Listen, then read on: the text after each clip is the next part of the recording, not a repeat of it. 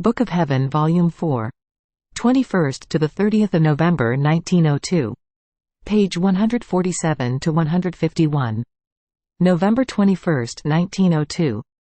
Jesus uses the nature of Luisa to continue the course of his sufferings within her. As I still could neither lose consciousness nor sleep, my poor nature could take no more. But then, when I felt convinced more than ever that I would not see him any more, all of a sudden my dearest Jesus came and made me lose consciousness. I was as though struck by lightning. Who can say my fear? I had no more control over myself. It was no longer in my power to regain consciousness. Jesus told me, "My daughter, do not fear, I have come to strengthen you. Don't you yourself see how you can take no more, and how your nature fails you without me?" I said to him, crying, "Ah, my life, without you I am dead, I feel no more vital strengths. You used to form my whole being, and if I do not have you, I lack everything. Indeed, if you continue not coming, I will die of sorrow."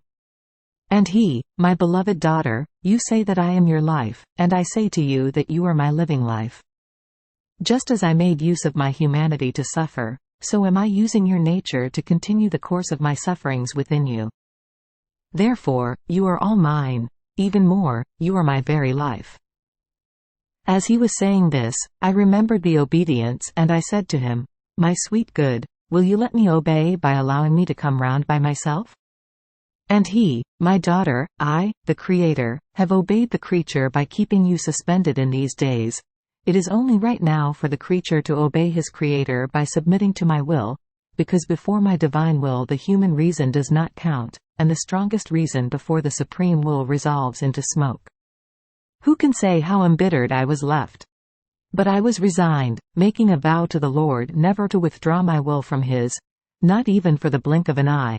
And since they had told me that if I was surprised by that state and would not come round by myself they would let me die, I was preparing myself for death, considering this a great fortune, and I prayed the Lord to take me in his arms. While I was doing this, the confessor came to make me come round, embittering me more. So much so, that seeing me so embittered, the Lord told me in my interior, "Tell him to concede to me 2 more days of suspension, to give him the time to know what to do." Then the confessor left, leaving me all pierced and as though filled with bitterness, and Jesus, letting me hear his voice again, told me, "Poor daughter, how they embitter her. I feel my heart being lacerated in seeing you like this. Courage, do not fear, my daughter. And then, remember that it is by the intervention of obedience that you were suspended from this state. If now they do not want it any more, I will also let you obey. Is this not the nail that pierces you the most, not being able to obey?" And I, "Yes." "Well then, I have promised you I will let you obey, therefore I do not want you to embitter yourself any more. However, tell them, do they want to play games with me? Woe to those who want to play games with me and fight against my will. And I, how can I go on without you? In fact, if I am not surprised by that state, I do not see you."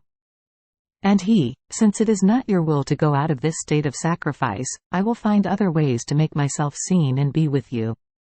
Aren't you happy?" So, the following morning, without my losing consciousness, he made himself seen sensibly by giving me a few drops of milk to refresh me, since my weakness was extreme. November 22, 1902. Luisa is about to die, but obedience is opposed. On November 22, as I kept feeling ill again, blessed Jesus came and told me, "My beloved, do you want to come?" And I, "Yes, don't leave me on this earth any longer." And he, "Yes, I want to content you once and for all." As he was saying this, I felt my stomach and my throat close, in such a way that nothing could enter any more. I could barely pull in a breath, feeling suffocated. Then I saw that blessed Jesus called the angels, and said to them, "Now that the victim is coming, suspend the fortresses, so that the peoples may do what they want." And I, "Lord, who are they?" And he, "They are the angels that keep the cities. As long as the cities are assisted by the fortress of divine protection communicated to the angels, they can do nothing. But once this protection is removed due to the grave sins they commit, and they are left on their own, they can make revolution and any sort of evil. I felt placid, and seeing myself alone with my dear Jesus and abandoned by all creatures, I thanked the Lord from my heart, and I prayed him to deign not to let anyone come to me to bother me. While I was in this position, my sister came, and seeing me ill, she sent for the confessor, who managed, by force of obedience, to have me open my throat a little bit, and then he came out giving me the obedience not to die. Poor is the one who has to deal with creatures. Not knowing the depth of all the pains and torments of a poor soul, they add greater sorrows to her pains, and it is easier to obtain compassion, help and relief from God than from creatures. Rather, it seems that they get more incited. But may the Lord be always blessed, who disposes everything for his glory and for the good of souls. November 30, 1902. Fear that her state might be a work of the devil. Jesus teaches her how to recognize when it is he, and when the devil. As I was amid fears, doubts, agitations, that everything might be a work of the devil, on coming, my adorable Jesus told me, "My daughter, I am sun and I fill the world with light, and as I go to a soul another sun is reproduced in her, in such a way that, by dint of rays of light, they dart through each other continuously. Now, between these two suns clouds are formed, which are mortifications, humiliations, adversities, sufferings and other things. If they are true suns, they have so much power that, by darting through each other continuously, they triumph over these clouds and convert them into light. If, though, they are only apparent and false suns, the clouds which form between them have the strength to convert these suns into darkness. This is the surest sign to know whether it is I or the devil, and after a person has received this sign, he can lay down his life to confess the truth, which is light, not darkness.